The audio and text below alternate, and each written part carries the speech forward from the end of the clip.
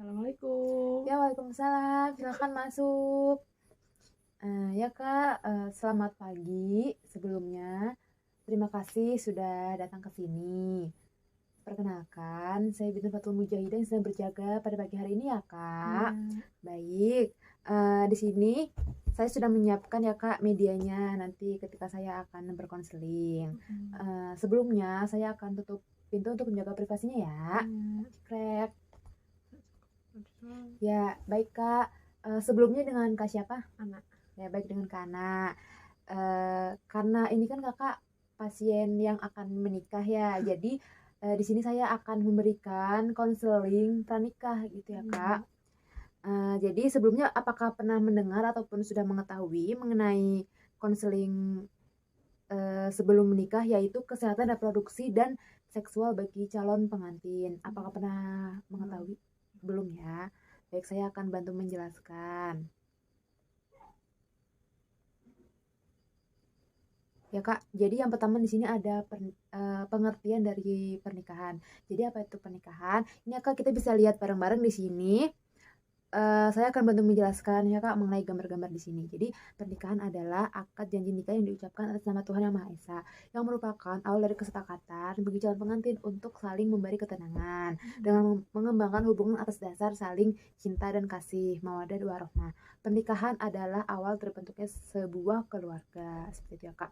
Jadi masing-masing pihak itu memiliki peranan yang sama dalam memperoleh hak-hak reproduksi dan juga seksual, seperti itu. Lalu di sini ada hak reproduksi dan juga seksual. Kita bisa lihat di sini, jadi setiap individu itu memiliki hak yang sama dengan memutuskan kapan dan mempunyai anak, kapan akan mempunyai anak, lalu berapa jumlah dan juga jarak kelahiran, lalu mendapat informasi yang lengkap tentang kesehatan reproduksi dan juga seksual, serta efek samping obat-obatan, alat dan tindakan medis yang digunakan ya Kak, di sini ya Kak. Ya, lalu mendapatkan informasi yang mudah, lengkap, dan akurat tentang penyakit menular seksual atau IMS seperti itu, dan infeksi saluran reproduksi atau singkatan juga dengan ISR, serta memahami upaya pencegahan dan penularannya yang dapat berakibat buruk terhadap kesehatan reproduksi dan juga seksual bagi laki-laki maupun perempuannya. Lalu memperoleh informasi yang yaitu pelayanan KB yang aman, efektif, terjangkau, dapat diterima dan juga sesuai dengan pilihan tanpa paksaan. Lalu pihak perempuan berhak mendapatkan pelayanan kesehatan reproduksi yang dibutuhkan, yang memungkinkan sehat dan selamat dalam menjalani kehamilan, persalinan, nifas, dan memperoleh bayi yang sehat. Lalu hubungan suami istri harus didasari dengan penghargaan terhadap pasangan masing-masing dan dilakukan dengan kondisi dan waktu yang diinginkan bersama tanpa unsur pemaksaan, seperti itu ya Kak. Lalu untuk persiapan pernikahan itu ada beberapa hal. Yang pertama yaitu persiapan fisik, itu nanti cek status kesehatan pasangan. Lalu ada persiapan gizi, itu nanti akan mengkonsumsi tablet tambah darah dan asam folat. Lalu untuk pemberian imunisasi TT pada catin dan juga menjaga kesehatan organ reproduksi, seperti itu. Baik Kak, jadi yang pertama dari pemeriksaan fisik, nanti itu akan diperiksa mengenai tanda vital, ya Kak, seperti suhu, tensi, Apa? suhu, tekanan darah, Tanda apa? tensi, ya. Itu lalu ada frekuensi nafas dan juga nadi. Selanjutnya akan diperiksa cek darah seperti pemeriksaan hemoglobin supaya mengetahui apakah anemia atau tidak, seperti itu. Lalu pemeriksaan yang dianjurkan seperti golongan darah apabila belum tahu, lalu gula darah sewaktu, lalu thalassemia, hepatitis B atau C dan juga penyakit TORCH. Lalu untuk persiapan gizi itu kita akan meningkatkan status gizi calon pengantin terutama perempuan melalui penanggulangan kekek, itu artinya kekurangan energi kronis. Jadi itu apabila lingkar lengan atasnya bagian kiri ya Kak, itu di bawah normalnya itu 23,5 cm. Seperti itu. Ini kakaknya kelebihan. Bisa ya Kak, pernah ya cek lila, udah pernah belum ya? Nanti tapi kalau perkiraan sih di atas 23,5 ya. Jadi nggak kayak kalau ini mah. Ini kira-kira 25-26 lah. Ya. Lalu ada status imunisasi TT. Jadi untuk pencegahan dan pelindungan diri yang aman terhadap penyakit tetanus dan juga difteri, atau bisa juga dengan TD seperti itu. Imunisasi TD, tetanus difteri. Itu untuk mencegah penyakit tetanus. Biasanya nanti dihitungnya itu saat calon pengantin itu imunisasi tetek keempat. Berapa kali? 5 kali dalam hidup itu 5 kali. Jadi 1, 2, 3 itu hitungannya imunisasi dasar sewaktu SD. Ya, jadi yang keempat itu saat pengantin. Nanti biasanya kelima itu awal kehamilan. Seperti itu. Lalu menjaga kebersihan organ reproduksi. Jadi sebaiknya pakaian dalam diganti minimal 2 kali sehari. Jangan sampai lembab. Jangan menggunakan pakaian yang terlalu ketat dan usahakan berbahan katun yang menyerap keringat. Lalu membersihkan organ reproduksi apabila cebok dari depan ke belakang, yang dari belakang ke depan. Bukan ke belakang ke depan. Maksudnya dari depan ke anus, jangan dari anus ke depan. Ya, lalu menggunakan air bersih, handuk dan juga tisu yang kering. Lalu jangan menggunakan handuk yang lembab atau basah karena itu mengandung bakteri. Lalu khusus perempuan, jangan menggunakan pembilas vagina atau sabun pembersih vagina. Jangan memakai pembalut tipis atau panty liner terlalu lama. Itu tidak baik karena itu menyebabkan lembab. Lembab bisa menyebabkan keputihan, seperti itu. Lalu apabila kakak mengalami keputihan yang lama, berbau, dan berwarna kuning, itu berarti tidak normal, berarti harus segera memeriksakan. Tapi apabila tidak berwarna, maksudnya berwarna putih dan tidak berbau, berarti itu normal, seperti itu. Lalu bagi laki-laki dianjurkan untuk sunat apabila belum sunat. Iya. Ya. Lalu ada beberapa tindakan kekerasan yang mengganggu pernikahan. Yang pertama itu ada kekerasan fisik, psikis, seksual, penelantaran, dan eksploitasi. Lalu di sini ya Kak, gambarnya kita bisa lihat. Jadi yang bisa mengganggu pernikahan dalam tindak kekerasan itu, jadi pernikahan ideal itu dapat terjadi ketika perempuan dan laki-laki saling menghormati dan menghargai satu sama lain. Akan tetapi apabila hal di atas tidak terjadi, maka hal-hal yang harus dihindari dalam pernikahan itu adalah kekerasan fisik seperti memukul, menendang, menampar, menjambak rambut, menyudut dengan rokok, melukai, seperti itu hindari. Lalu kekerasan psikis seperti menghina, mengeluarkan komentar yang tidak baik, melarang istri mengunjungi saudara atau temannya, dan mengancam. Lalu kekerasan seksual itu memaksa dan menuntut berhubungan. Lalu penelantaran, misalkan tidak memberi nafkah istri, melarang istri bekerja. Lalu ada eksploitasi, misalkan memanfaatkan, memperdagangkan, dan memperbudak orang. Seperti itu ya Kak. Lalu untuk solusinya untuk mengatasi tindak kekerasan ya, yang pertama itu kita ke dokter untuk mendapatkan pengobatan dan dilakukan visum seperti itu. Lalu kita bisa melapor ke polisi, lalu bisa konsultasi ke psikolog atau hukum, lalu kita bisa cerita dengan teman yang bisa dipercaya ataupun keluarga yang bisa dipercaya. Lalu untuk seperti itu ya Kak penjelasan yang tadi ya. Selanjutnya bentuk ketidaksetaraan gender dalam rumah tangga. Jadi biasanya kalau laki-laki dilabelkan untuk bekerja, memiliki peran penting diutamakan seperti itu. Lalu untuk perempuan biasanya dilabelkan untuk hanya mengurus rumah tangga, ya, dan tidak diutamakan. Padahal manfaatnya apabila tidak ada pelabelan seperti itu akan bisa memberikan manfaat. Misalkan si istri itu boleh bekerja, jadi manfaatnya itu bisa menambah ekonomi, membantu ekonomi dalam keluarga seperti itu. Lalu ada beberapa hal mengenai stereotipi, yaitu ini maksudnya pelabelan kepada perempuan dan laki-laki. Misalkan laki-laki lebih kuat, perempuan lemah. Lalu ada subordinasi, yaitu yang diutamakan selalu laki-laki, perempuan itu dibelakangkan. Lalu ada marginalisasi, perempuan ditempatkan sebagai orang yang tidak memiliki peran penting. Lalu beban ganda, beban kerja perempuan lebih lama dan lebih banyak seperti itu. Dan perempuan itu dituntut untuk menjadi ibu rumah tangga sekaligus mencari nafkah keluarga. Padahal itu sebenarnya tidak boleh seperti itu. Ya, di sini ya Kak, organ reproduksi perempuan. Kita bisa melihat di sini ada anus, ini ada lubang vagina, ini ada lubang kencing, ini ada leher rahim, ya Kak. Nah, ini ada bibir besar, bibir kecil. Ini ada hidung telur dan juga ya Kak. Jadi ini untuk ovariumnya. Jadi ini ovarium yang ini terletak di sebelah kanan dan juga kiri. Lalu ada tuba falopi. Ini tuh saluran. Ini saluran. Ya, ini saluran di sini ya, Kak. Lalu ada fimbriae umbai, ada uterus, serviks, rahim, vagina, klitoris, dan labia. Ya, Kak. Sudah paham? Ya, sekarang laki-lakinya nih. Ini ada ini. Ya, Kak. Jadi ini fungsinya seperti ini ya. Ya. Lalu ini ada kehamilan. Jadi ada kehamilan ideal dan juga tidak diinginkan. Jadi sebisa mungkin tuh harus direncanakan karena supaya ada keinginan. Jadi kalau ada keinginan kan tidak terpaksa, jadi bisa enjoy. Tapi kalau tidak diinginkan itu biasanya terpaksa, itu biasanya akan menjadi beban. Seperti itu. Jadi kehamilan ideal adalah kehamilan yang direncanakan, diinginkan, dan bisa dijaga perkembangannya secara baik. Tetapi apabila tidak diinginkan, ini biasanya akibat dari gagal menggunakan KB, seperti itu. Wanita usia subur yang belum mau mempunyai anak, seperti itu. Lalu ini ada beberapa kontrasepsi yang bisa digunakan. Pertama itu ada pil KB, lalu ada implan. Mana implan? Ini implan dipasang di lengan.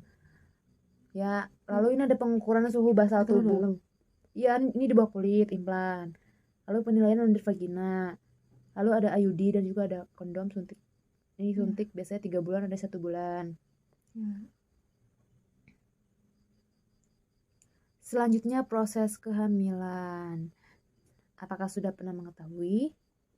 Belum. Jadi saya akan menjelaskan. Jadi ini nanti sel telur itu dari sini. Dari sini kan? Enggak, dari sini keluar nanti akan berjalan ke sini. Nanti spermanya kan dari sini. Nanti ini apabila berhasil dibuahi di sini akan berjalan ke sini dan menempel di sini seperti itu. Berarti dari sini. Ya, dari sini. Ya, lalu ada prosesnya. Seperti yang tadi ya, Kak, digambar sini. Jadi sel telur yang matang dibuahi sperma dalam saluran telur. Lalu yang telah dibuahi menempel di lapisan dinding rahim. Lalu dalam 120 hari pertama embrio berkembang mengikuti tahapan. Lalu memasuki usia kehamilan lebih lanjut, embrio berkembang mengikuti tahapan kehidupan insani menjadi janin bayi. Lalu ketika sudah 9 bulan 10 hari ini akan proses persalinan seperti itu. Lalu ada tanda kehamilan yaitu tes kehamilan positif.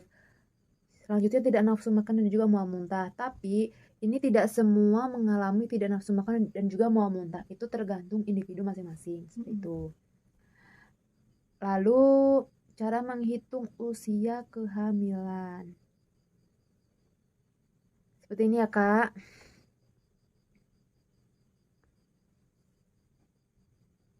Misalnya, haid pertama itu HPHT atau haid pertama haid terakhir itu misalkan tanggal 8 Juni.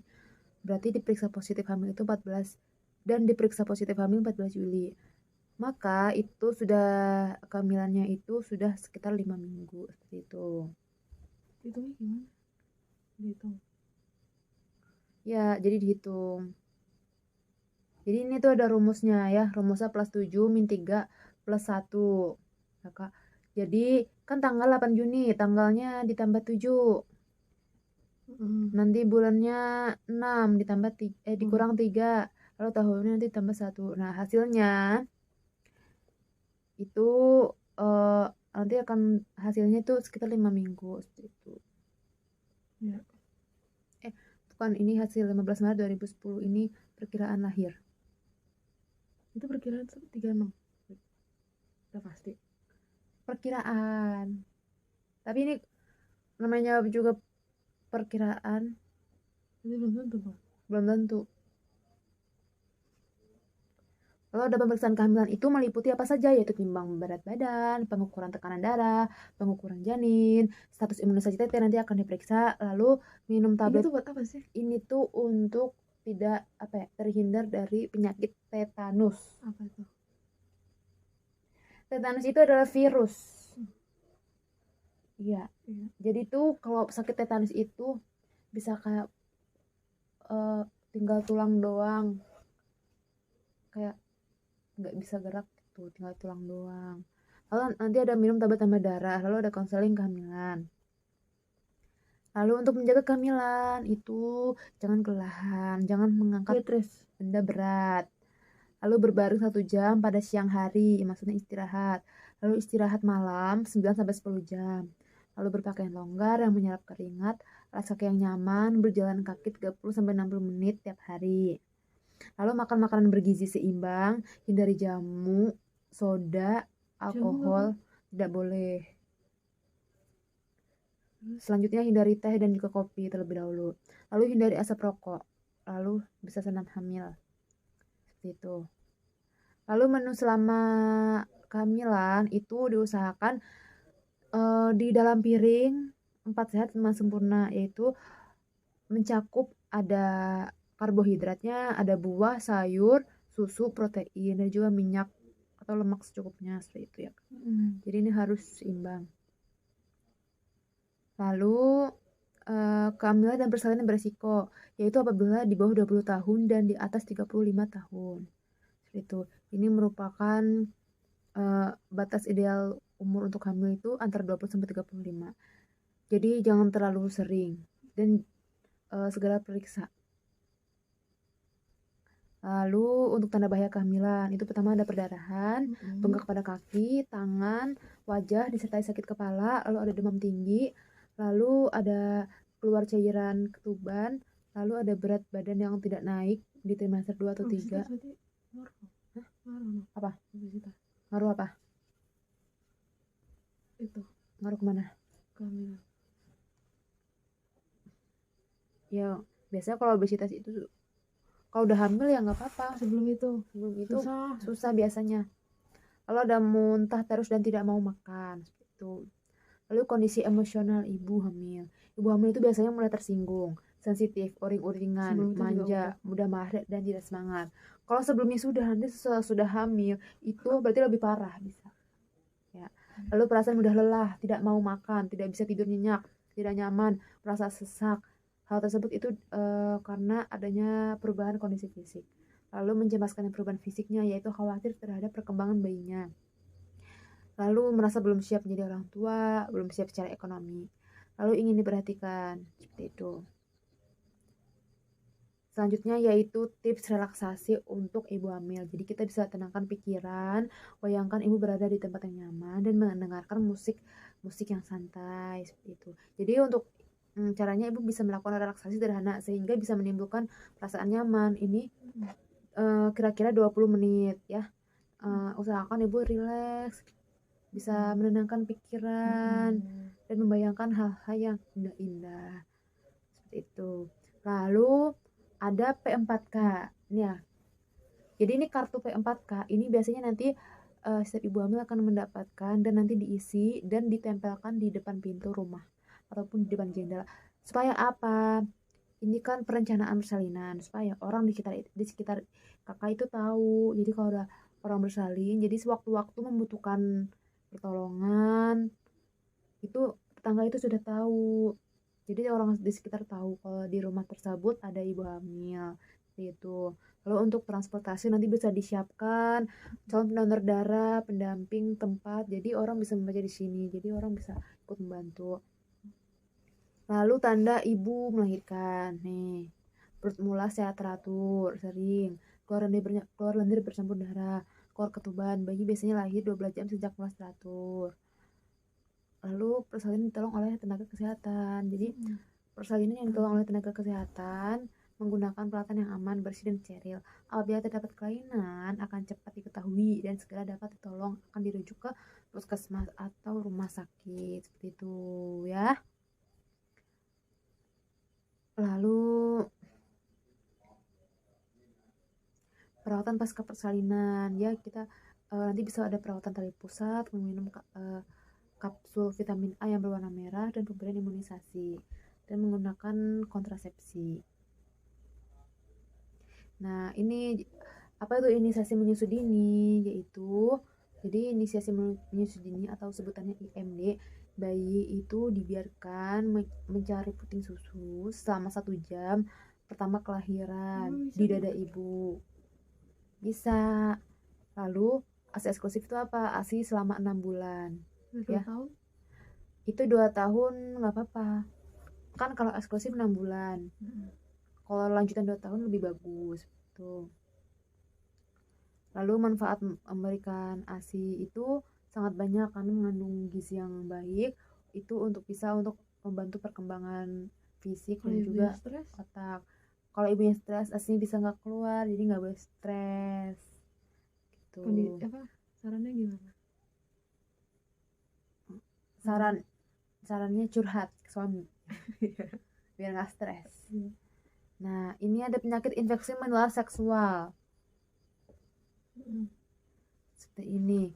Jadi ini tuh ada gonorrea, kencing nanah, sifilis, raja singa, dan herpes genitalis. Itu apa? Ini penyakit yang disebabkan oleh seksual. Jadi tidak boleh berganti pasangan. Jadi kalau berganti pasangan itu akan menyebabkan penyakit seperti ini. Ini ini gatal. Herpes. Lalu ini lanjutannya ada konjungtivitis, chlamydiosis seperti ini ya, konjungtivitis, gonorrhea, dan juga Candyloma acuminata. Candyloma acuminata itu seperti jengger ayam. Iya. Bu.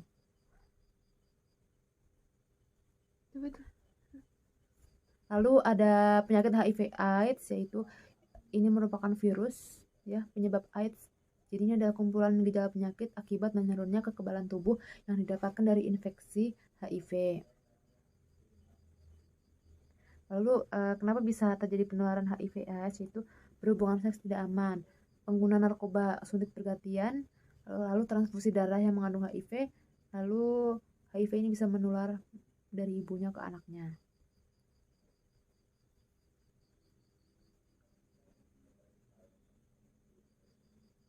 Lalu untuk mencegah HIV itu sendiri, itu setiap berpasangan gunakan kondom dan juga tidak menggunakan narkoba. Lalu di sini ada kanker pada perempuan ya. Jadi ada kanker leher rahim, kanker payudara, dan juga udah ini 2 aja. Jadi kanker leher rahim atau serviks merupakan kanker pembunuh perempuan nomor 2 di dunia setelah kanker payudara. Di Indonesia kanker leher rahim bahkan menduduki peringkat pertama pembunuh perempuan. Kanker leher rahim maupun kanker payudara yang sudah masuk ke stadium lanjut sering menyebabkan kematian dalam jangka waktu relatif cepat. Oleh karena itu sangat penting untuk mendeteksi kanker seperti ini. Untuk mendeteksinya ini kita bisa mengecek namanya tes pap smear. Jadi ini melalui vagina ini akan diambil cairannya lalu akan diperiksa nanti. Nanti hasilnya itu apakah ada terdeteksi kanker atau tidak dalam cairannya.